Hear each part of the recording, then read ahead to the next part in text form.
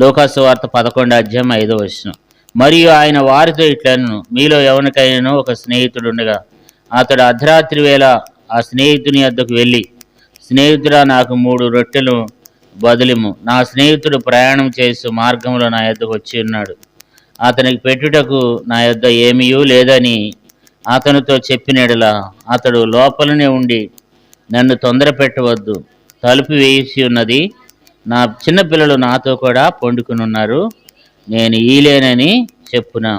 అతడు తన స్నేహితుడైనందున లేచి ఈయకపోయినను, అతడు సిగ్గుమాలి మాటి మాటికి అడుగుట వలనైనను లేచి అతనికి కావాల్సిన ఇచ్చినని మీతో చెప్తున్నాను. ఇక్కడ మనం చూసినట్లయితే 3 స్నేహితులు ఇక్కడ కనపడుతున్నారు అన్నమాట. 3 స్నేహితులు కనపడుతున్నారు. 3 స్నేహితుల్లో ఒక స్నేహితుడు ఎక్కడి నుంచి వచ్చిండంట? ప్రయాణం చేసి అర్ధరాత్రి వేళ వచ్చిండంట. ప్రయాణం చేసి అర్ధరాత్రి వేళ వచ్చి, అరే నాకు ఆకలి అవుతుంది మరి ఆ స్నేహితుడు ఏం చేశాడు? వచ్చి అడిగాడు అనమాట. అడిగినప్పుడు ఆ స్నేహితుడు మార్గ మధ్యంలో ప్రయాణం చేసి తన స్నేహితుడి దగ్గరికి వచ్చాడనమాట, మధ్యరాత్రి కాడ. కాబట్టి అర్ధరాత్రి వేళ వచ్చినప్పుడు అక్కడికి అతని దగ్గర ఏమి లేవు, ఏమి కూడా తినటానికి ఏమీ లేవు అనమాట. లేకపోతే ఇప్పుడు ఏం చేస్తూ వచ్చినాడంటే, తనకు ఇంకొక స్నేహితుడు ఉన్నాడు అనమాట. ఇంకొక స్నేహితుడు ఉంటే అతను వెళ్ళి ఆ స్నేహితుడిని ఏం చేస్తూ వచ్చినాడంటే అడుగుతూ వచ్చినాడు. ఏమని అడుగుతూ వచ్చినాడంటే, నా స్నేహితుడు 6వ వచనం రాయబడింది, నా స్నేహితుడు ప్రయాణం చేస్తూ మార్గంలో నా యొద్దకు వచ్చి ఉన్నాడు, అతనికి పెట్టుటకు నా యొద్ద ఏమీ లేదని అతనితో చెప్పినడలా. అతడు ఏం చెప్పినాడంటే, నా స్నేహితుడు వచ్చినాడు, మార్గ మధ్యం నుండి వచ్చినప్పుడు ఇప్పుడు నేను అతనికి పెట్టడానికి నా యొద్ద ఏమీ లేదు, కాబట్టి 3 రొట్లు నాకు బదులు ఇవ్వమని అడుగుతూ వచ్చినాడు. అతను తలుపు తీయట్లేదు కనుక అతడు తన స్నేహితుడు అయినందున ఏం చేస్తూ వచ్చినాడంట, మరి సిగ్గుమాలి ఏం చేస్తున్నాడు? 8వ వచనం చూడండి. అతడు తన స్నేహితుడు అయినందున లేచి ఈగిపోయినను, అతడు సిగ్గుమాలి మాటి మాటికి అడుగుట వలనైనా లేచి అతను కావాల్సి నేను ఇచ్చినని మీతో చెప్తున్నాను. ఇప్పుడు ఆ స్నేహితుడు అంటున్నాడు, నేను పండుకుని ఉన్నాను, నా పిల్లలు నా యొద్ద ఉన్నారు, చిన్నపిల్లలు ఉన్నారు, నన్ను తొందర పెట్టవద్దు, తలుపు గడి వేయబడి ఉంది. 7వ వచనం చూడండి. అతడు లోపలనే ఉండి, నన్ను తొందర పెట్టవద్దు, తలుపు వేసి ఉన్నది, నా చిన్నపిల్లలు నాతో కూడా పండుకుని ఉన్నారు, నేను లేచి ఇలేనని చెప్పున. కాబట్టి అంటున్నాడు, నేను లేచి ఇప్పుడు నేను ఇవ్వలేను అంటున్నాడు. అయినా సరే సిగ్గుమాలి ఏం చేస్తున్నాడంట? మాటి మాటికి అడుగుతున్నాడంట సిగ్గుమాలి. ఆయన లేవు వెళ్ళిపోమంటున్నాడు. వెళ్ళిపోమన్న కొద్దీ ఏం చేస్తున్నాడు? వెళ్ళిపోకుండా తలుపు తడుతూనే ఉన్నాడంట. ఆయన అంటున్నాడు, మధ్యరాత్రి కాడ ఇప్పుడు వచ్చి నేను ఇప్పుడు పండుకొని ఉన్నాను, నా పిల్లలు నాతో కూడా చిన్నపిల్లలు ఉన్నారు, ఇప్పుడు నేను లేస్తే డిస్టర్బెన్స్ అవుద్ది, కాబట్టి మరి నేను ఇప్పుడు ఇవ్వలేనని చెప్తున్నాడు. అయినా సరే ఏం చేస్తూ వచ్చినాడంట? సిగ్గుమాలి మాటి మాటికి అడుగుతా వచ్చాడంట. కాబట్టి సిగ్గుమాలి ఏం చేస్తున్నాడు? మాటి మాటికి అడుగుతున్నాడంట. అంటే దీనిలో మనకి యేసుప్రభువారు మనకి ఏమి నేర్పిస్తున్నాడంటే, ఒక అతను అక్కర కలిగి వచ్చాడు, ఒక అతను అవసరం కలిగి వచ్చాడు. 3 స్నేహితుల్లో ఒక అతను అక్కర కలిగి వచ్చినాడు. అక్కర కలిగి వచ్చి స్నేహితుడి దగ్గరికి వచ్చినప్పుడు అతని దగ్గర ఏమీ లేకపోతే ఇంకొక స్నేహితుని దగ్గరికి వెళ్ళాడు. అతని దగ్గర ఎప్పుడు సమృద్ధి ఉంటాయి. అతని దగ్గర ఆహారం దగ్గరికి వెళ్ళినప్పుడు ఆహారాన్ని అడుగుతూ వచ్చినాడు. 3 రొట్లు నాకు బదులిమ్మని అడుగుతూ వచ్చినప్పుడు అతడిని నేను ఇవ్వలేను, నేను లోపల పండుకుని ఉన్నాను, నా పిల్లలు కూడా నాతో కూడా ఉన్నారని చెప్తున్నప్పుడు కూడా ఏం చేస్తూ వచ్చినాడంటే, సిగ్గుమాలి మాటి మాటికి ఏం చేస్తూ వచ్చాడంట? అడుగుతూ వచ్చాడంట. అయితే కింద ఏమంటున్నాడంటే, కావాల్సిన ఇచ్చునని మీతో చెప్తున్నాను. అంటే అట్లా సిగ్గుమాలి అడగటం ద్వారా ఎవరిని అడుగుతున్నాడు? స్నేహితుడైనందున. అందుకే ఇక్కడ ఏం రాయబడుతూ వచ్చిందంటే, అతడు స్నేహితుడైనందున అతడు ఏం చేస్తూ వచ్చినాడంట? మాటి మాటికి ఏమడుతూ వచ్చినాడంట? సిగ్గుమాలి మాటి మాటికి అడుగుతూ వచ్చినాడంట. అంటే ఇచ్చేదాకా ఏం చేయలేదు, విడిచిపెట్టలేదంట. అయితే కింద ఏమంటున్నాడు? 9వ వచనంలో, అటువలే మీరును అడుగుడి మీకు ఇవ్వబడును, వెతకుడి దొరుకును, తట్టుడు తీయబడును, అడుగు ప్రతివానికి ఇవ్వబడును, వెతకవానికి దొరుకును, తట్టువానికి తీయబడునని మీతో చెప్తున్నాను. కాబట్టి మనలను కూడా అడగమంటున్నాడు. కొన్నిసార్లు ఆలస్యం అవుతుంది. ఆయన ఇవ్వటానికి ఆలస్యం చేసినప్పుడు కూడా మనం ఏం చేయాలంట? మరలా మనం మాటి మాటికి ఏం చేయాలి, అడుగుతూనే ఉండాలన్నమాట. అంటే ఇక్కడ ఇతను ఏం చేస్తూ వచ్చినాడంటే పట్టుదల కలిగి ఇచ్చేదాకా ఏం చేస్తూ వచ్చినాడు, ఆ తలుపు తడుతూనే ఉన్నాడు, బతుములాడుతూనే ఉన్నాడు, ఇచ్చేదాకా ఇడిచిపెట్టలేదన్నమాట. అట్లా మనం కూడా ఏం చేయాలంటే ఇప్పుడు అతను ఏం చేస్తూ వచ్చినాడు, ఇక నన్ను ఇతను ఇడిచిపెట్టేదట్లేడురా బాబు అని చెప్పి ఆ 3 రొట్టెలు ఇచ్చాడంట. కావాల్సినవన్నీ ఇచ్చిండంట. అంటే ఒక 3 రొట్టెలే కాదు, ఇంకా దాంట్లోకి ఏవైతే అవసరమో అవన్నీ కూడా అతను ఏం చేస్తూ వచ్చినాడు, ఇచ్చినాడు అనమాట. ఇచ్చేదాకా ఏం చేయలేదు ఈ స్నేహితుడు, ఇడిచిపెట్టలేదు. అయితే మనం కూడా ఏం చేయాలంటే మన దేవుని వద్దకు వెళ్ళి మనం ఏం చేయాలి, మన దేవుడు మన స్నేహితుడు కదా. యోహాను సువార్తలో ఏముంది, ఒక మంచి మాట చూడండి. యోహాను సువార్త 15 అధ్యాయము, యోహాను సువార్త 15 అధ్యాయం 13 వచనం చూడండి. యోహాను సువార్త 15:13 వచనం. తన స్నేహితుల కొరకు తన ప్రాణం పెట్టివానికంటే ఎక్కువైన ప్రేమ గలవాడు ఎవడనూ లేడు. నేను మీకు ఆజ్ఞాపించిన వాటిని చేసిన ఎడల మీరు నా స్నేహితులై ఉన్నారు. దాసుడు తన యజమానుడు చేయదాన్ని ఎరగడు గనుక మిమ్మల్ని దాసులని పిలవక స్నేహితులని పిలుస్తున్నాను. ఎందుకనగా కాబట్టి ఇక్కడ మనం చూసినట్లయితే నేను మిమ్మల్ని దాసులని పిలవక ఏమని పిలుస్తున్నాను, నేను మిమ్మల్ని స్నేహితులని పిలుస్తున్నాను. కాబట్టి మనకి ఎవరు స్నేహితుడు, దేవుడు మనకు నిజమైనటువంటి నిజ స్నేహితుడు అనమాట. మన అక్కర మన అవసరత తీర్చేది ఎవరు, మన నిజ స్నేహితుడు. మన దేవుని దగ్గరికి మనం వెళ్ళి ఇప్పుడు ఆ లోకాసు వార్త 11 అధ్యాయంలో ఆ 3 స్నేహితులు ఉన్నారు. 3 స్నేహితుల్లో ఒక స్నేహితుడు అక్కర కలిగి వచ్చాడు, అవసరం కలిగి వచ్చాడు. ఇంకొక స్నేహితుల దగ్గరికి వచ్చి ఇంటికి వస్తే ఏమీ లేదు, కానీ వెళ్ళి తట్టాడు, చిగ్గుమాలి మాటి మాటికి అడుగుతూ వచ్చినాడు. మనం కూడా ఏం చేయాలంటే మన స్నేహితుడైనటువంటి మన దేవుని ఎదుట ఆయన దగ్గరికి వెళ్ళి మనం కూడా ఏం చేయాలంటే మాటి మాటికి అడగాలి. లోకాసు వార్తలు కూడా 12 అధ్యాయము, లోకాసు వార్త 12:4 చూడండి. నా స్నేహితులైన మీతో నేను చెప్పింది ఏమనగా, సార్లో మనం ఇక్కడ చూసినట్లయితే నా స్నేహితులైన మీతో అన్నాడు. అంటే మనం ఎవరమంటే మనం దేవుని స్నేహితులు, మనకు ఒక స్నేహితుడు ఉన్నాడు కదా. యాకోబు పత్రికలో మనం చూసినట్లయితే యాకోబు పత్రిక అక్కడ మరి అబ్రహాం ఏం చేస్తూ వచ్చినాడంట, దేవుడు స్నేహితుడని ఒక మంచి పేరు పొందిండంట. చూడండి దేవుని వాక్యంలో 2వ అధ్యాయం, యాకోబు పత్రిక 2వ అధ్యాయము 23వ వచనం చదువుకుందాం. యాకోబు పత్రిక 2:23. కాబట్టి అబ్రహాము దేవుని నమ్మెను, అది అతనికి నీతిగా ఎంచబడెనని లేఖనము నెరవేర్చబడెను, మరియు దేవుని స్నేహితుడని అతనికి పేరు కలిగిన. కాబట్టి అబ్రహాముకి దేవుడి స్నేహితుడు అంట. కాబట్టి అట్లాగే యేసుప్రభువు వారు కూడా ఏమంటున్నాడంటే మీరు నాకేమై ఉన్నారు, నాకు స్నేహితులై ఉన్నారు.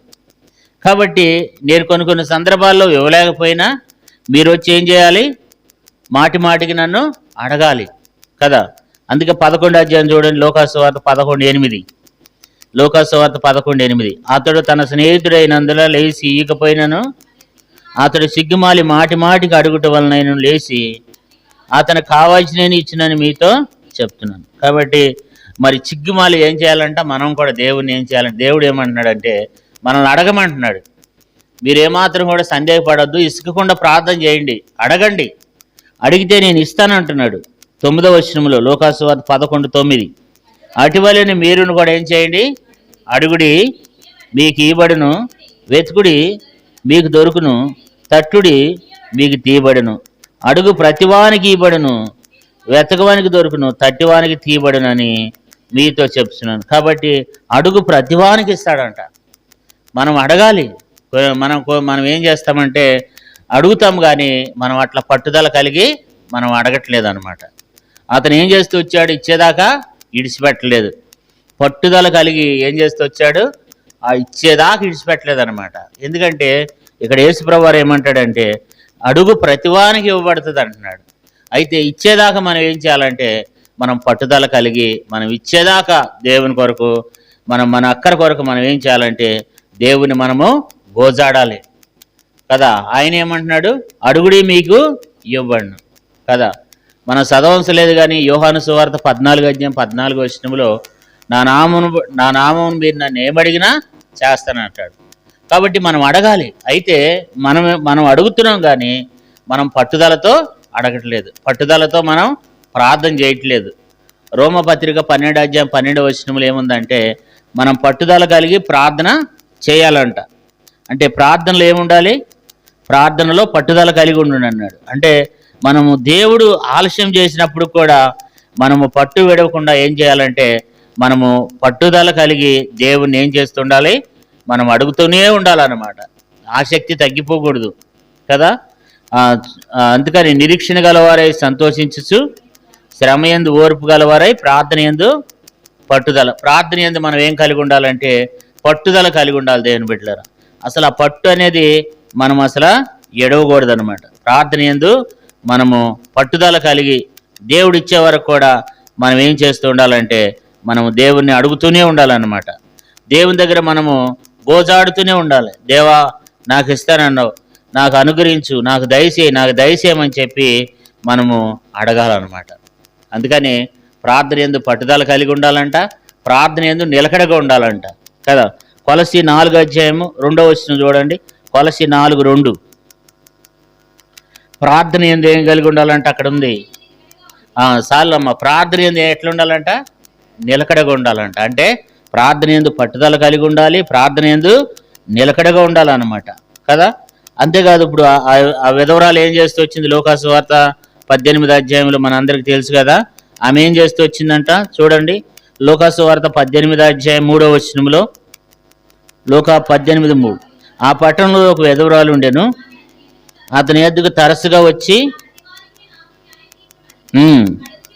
అడుగుతూ వచ్చును కానీ అతడు కొంతకాలం ఒప్పుకొనలేదు. తర్వాత మనుషులను లక్ష్య పెట్టక ఉండినను ఈ విధవరాలు నన్ను తొందర పెడుతున్నది గనుక ఆమె మాటికి వచ్చి గోజాడుకుంటున్నట్లు ఆమెకి న్యాయం తీర్చునని తనలో తాను అనుకున్నాడంట. అంటే ఇక్కడ మనం చూస్తే ఆమె గురించి ఇక్కడ 5 విషయాలు రాయబడుతూ వచ్చినాయి. 3వ వచనంలో ఏం రాయబడిందంటే ఆమె తరచుగా వస్తూ వచ్చిందంట. 3వ వచనంలో చివరిలో ఏముందంటే అడుగుతూ వచ్చిందంట. 5వ వచనంలో ఏం రాయబడుతూ వచ్చిందంటే తొందర పెడుతూ వచ్చిందంట. 5వ వచనంలో మాటికి వచ్చిందంట. 5వ వచనంలోనే గోజాడుతూ వచ్చిందంట. అంటే ఆమె ఏం చేసింది? అన్యాయస్తుడైనటువంటి ఆ న్యాయాధిపతి దగ్గరికి వెళ్ళి నువ్వు నాకు ఇస్తావా లేదా, నువ్వు నాకు న్యాయం తీరుస్తావా లేదా, నాకు న్యాయం తీరుస్తావా లేదా అని చెప్పి అన్యాయస్తుడైనటువంటి న్యాయాధిపతిని ఏం చేస్తూ వచ్చింది? ఆమె అడుగుతూ వచ్చిందంట. అడుగుతూ వచ్చినప్పుడు అన్యాయస్తుడు అనుకున్నాడంట, నేను దేవునికి భయపడను, నేను మనుషుల్ని లక్ష్య పెట్టను. కానీ ఈ వెధవరాలు నన్ను ఏం చేస్తుంది? మాటికి వచ్చి తొందర పెడుతుంది. కాబట్టి ఈమెకి నేనేం చేద్దాను అనుకున్నాడంటే నేను ఈమెకి న్యాయం తీర్చాలనుకున్నాడంట.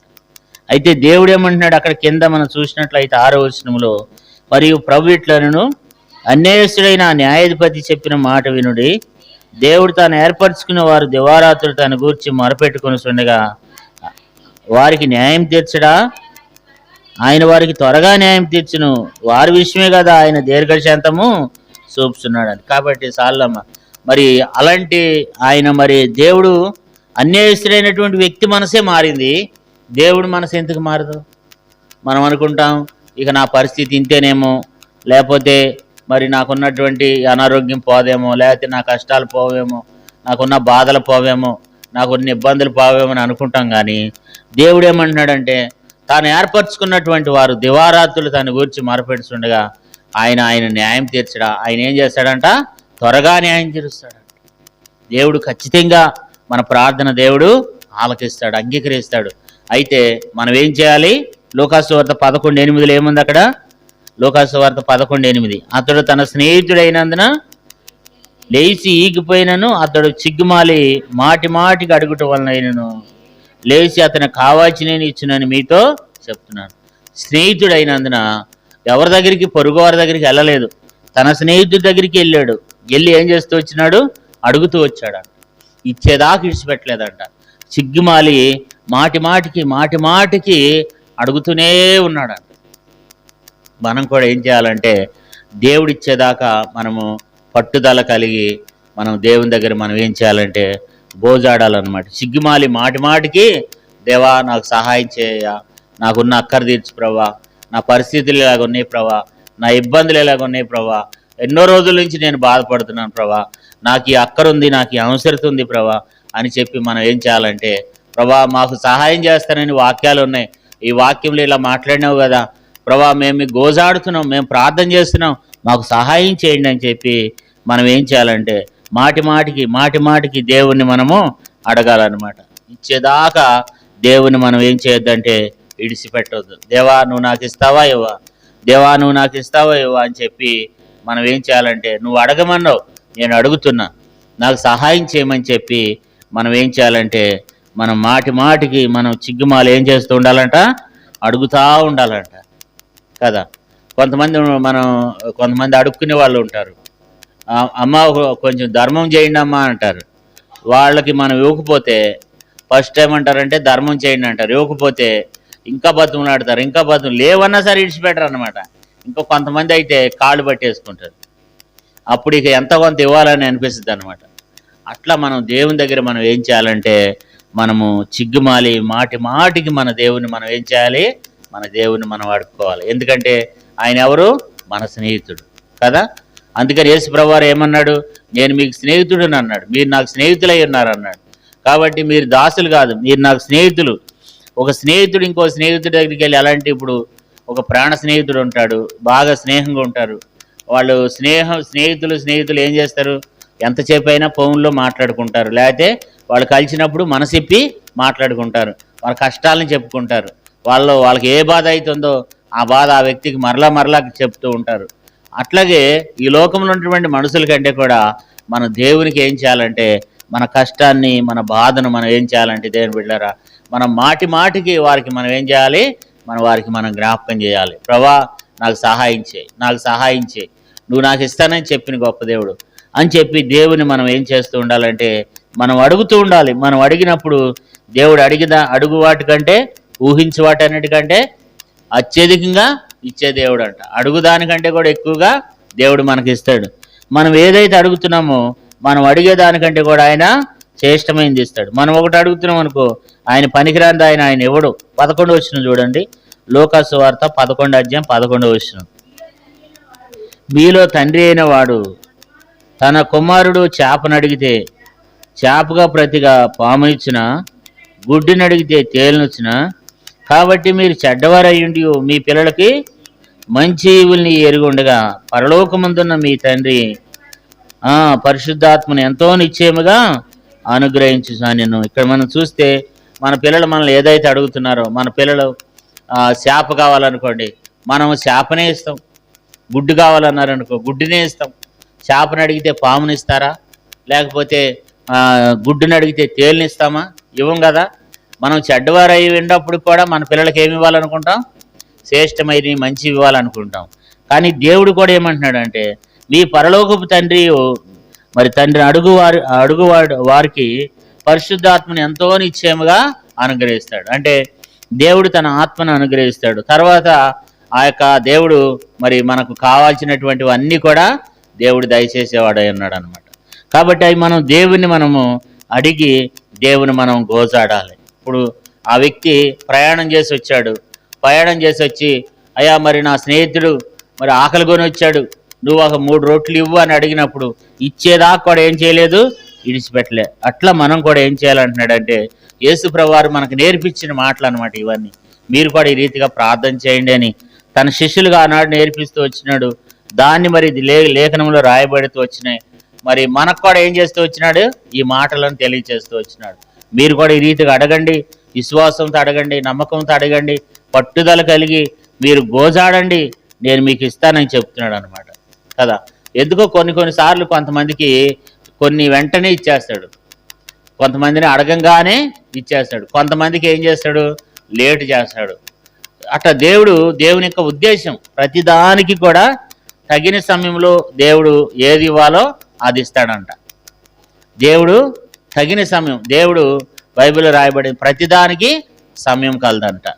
కాబట్టి తగిన సమయంలో దేవుడు ఏం చేస్తాడు, మనకు సహాయం చేస్తాడు. తగిన సమయంలో ఒక సమయం ఉంటుంది అనమాట. అంటే దేవుడు మనలో ఉన్నటువంటి సహనాన్ని చూస్తాడు, మనలో ఉన్నటువంటి విశ్వాసాన్ని చూస్తాడు, అందుకని భూమి మీద మనిషి కుమారుడు భూమి మీదకి వచ్చినప్పుడు ఆయన విశ్వాసమును కనుగొనునా అంటాడు. అంటే మన విశ్వాసం మనలో ఎంతవరకు విశ్వాసం ఉంది, మనం ఎంతవరకు ప్రార్థన చేస్తాం, అసలు ప్రార్థన చేస్తాడా లేదా, అసలు ప్రార్థన చేస్తుందా లేదా, నా మీద అసలు ఎంతవరకు ఆధారపడుతుంది అనేది దేవుడు కొన్నిసార్లు మనల్ని చూస్తూ ఉంటాడు. కాబట్టి మనం ఏం చేయాలంటే మనం దేవుని మీద ఆధారపడుతూ, మనం దేవుని దగ్గర మనం గోజాడుతూ వచ్చినప్పుడు, దేవుని దగ్గర మనం అడుగుతూ వచ్చినప్పుడు ఆయన ఏమంటాడంటే కావాల్సినన్నీ కూడా ఆ స్నేహితుడు ఏం చేస్తూ వచ్చినాడు, ఇచ్చినాడు. అట్లాగే మనకు కూడా దేవుడు అంటున్నాడు, మీరు అడగండి, అడిగితే నేను మీకు ఇస్తాను అంటున్నాడు. అడుగుడి మీకు ఇవ్వబడును అంటున్నాడు, వెతుకుడి మీకు దొరుకును, తట్టుడి తీయబడును అన్నాడు. అడుగు ప్రతివానికి ఇస్తాడంట దేవుడు, అడిగే ప్రతి ఒక్కరికి ఇస్తాడంట. కాబట్టి మనకి ఇచ్చే దేవుడు. మనం దేవుని దగ్గర మనం ఏం చేయాలంటే మనం అడిగి దేవుని దగ్గర మనం ఎంతో గోజాడి దేవుని దగ్గర దేవుడిచ్చేటువంటి ఆ యొక్క ఏదైతే మన అక్కర ఉందో అవసరం ఉందో వాటిని మనం ప్రభు దగ్గర నుంచి మనం తీసుకునే వారమై ఉండాలని దేవుడు మనతో మాట్లాడుతూ వచ్చినాడు. దేవుడి కొద్ది మాటలను దీవించి ఆశీర్వదించిన ప్రార్థన చేద్దాం.